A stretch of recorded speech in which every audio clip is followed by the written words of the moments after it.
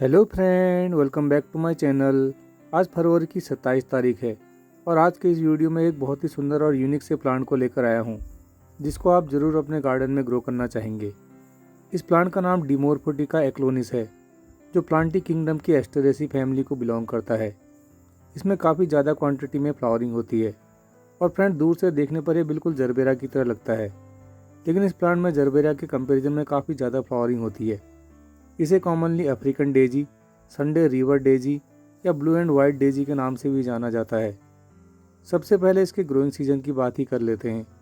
ये plant generally tropical region का plant रहता है जिसका ग्रोइंग सीजन नवंबर से लेकर अप्रैल तक का रहता है।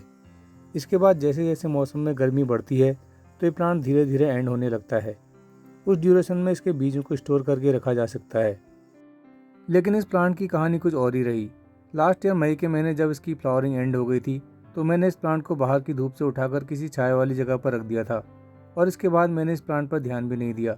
लेकिन नवंबर के महीने मुझे इसमें एक प्लांट दिखाई दिया जो आज इतनी अच्छी तरह फ्लावरिंग कर रहा है।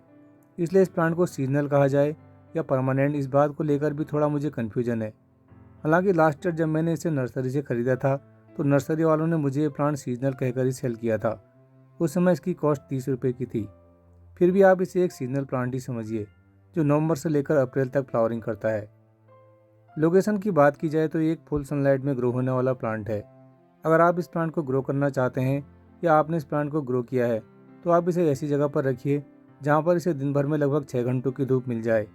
इस प्लांट पर दिसंबर से ही कलियाँ बन गई थी, लेकिन दिसंबर और जनवरी में तेज ठंड के कारण इनकी कलियाँ फूलों में नहीं बदल पाई क्योंकि उस समय कोहरे के कारण भी कलियों को खिलने के लिए एक प्रॉपर टेम्परेचर नहीं मिल पाया।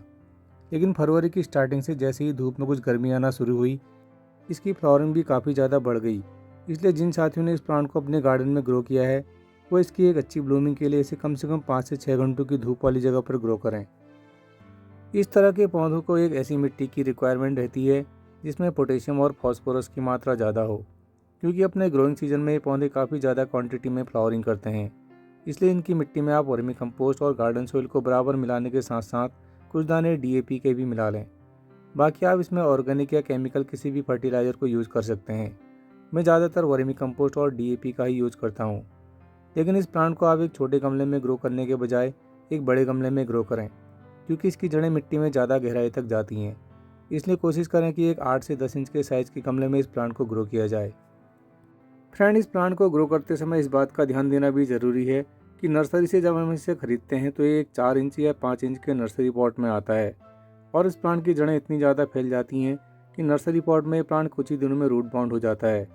नर्सरी से लाने के बाद सबसे पहले आप इसे किसी बड़े गमले में रिपोर्ट कर लें, क्योंकि एक बड़े गमले में ये प्लांट ज़्यादा अच्छे से फ्लावरिंग करता है।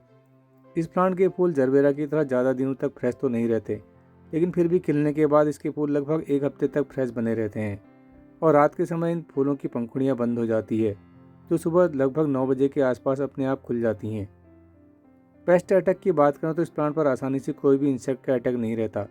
बस आप इसके बेस वाली पत्तियों को गमले की मिट्टी के कांटेक्ट में ना आने दें, इससे प्लांट में फंगल अटैक आने के चांसेस ज़्यादा हो जाते हैं। डिमोरफोटिका के प्लांट से ज़्यादा फ्लावरिंग के लिए आप इसके पुराने सूखे हुए फूलों को प्लांट पर से हटा दें।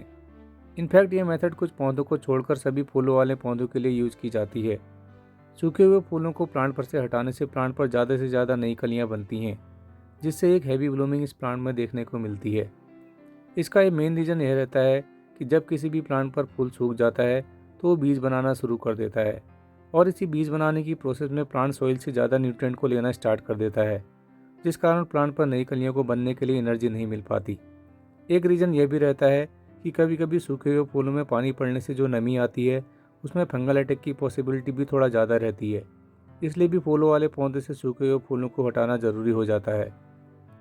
फाइनली पानी देने की बात करें तो इस प्लांट की पानी की रिक्वायरमेंट इस समय ग्रो किए जाने वाले और पौधों के कंपैरिजन में काफ़ी ज़्यादा रहती है। एक बड़े पॉट में ग्रो होने के बाद भी इस तरह के पौधों की पानी की रिक्वायरमेंट ज़्यादा ही रहती है। आजकल दिन में तेज़ धूप रहती है और तेज़ धूप में इसकी मिट्टी बहुत जल्दी सूख जाती है। इसी कारण इस प्लांट को आजकल भी रोज़ पानी देना पड़ता है। मैं इसे रोज़ सुबह के समय पानी देता हूँ और शाम तक इसकी सॉइल पूरी तरह ड्राई हो जाती है। लेकिन ये भी नहीं कह सकते कि इस प्लांट को किसी छायादार जगह पर शिफ्ट कर दिया जाए, क्योंकि इसमें ज़्यादा ब्लूमिंग तभी होती है जब हम इसे टोटली आउटडोर कंडीशन में ग्रो करते हैं। तो फ्रेंड, ये था एक यूनिक से प्लांट डायमोरफोटिका या ब्लू वाइट डेजी प्लांट की केयर से रिलेटेड आज का वीडियो। आज के इस वीडियो से रिलेटेड आपके मन में कोई भी क्वेश्चन हो या फिर अपनी ओर से कोई सुझाव हो तो कमेंट करके अपनी राय ज़रूर शेयर कीजिएगा। अभी के लिए बस इतना ही, फिर मिलते हैं किसी नए वीडियो में किसी नए टॉपिक के साथ। तब तक देखते रहिए गार्डनिंग विद आरपीजे।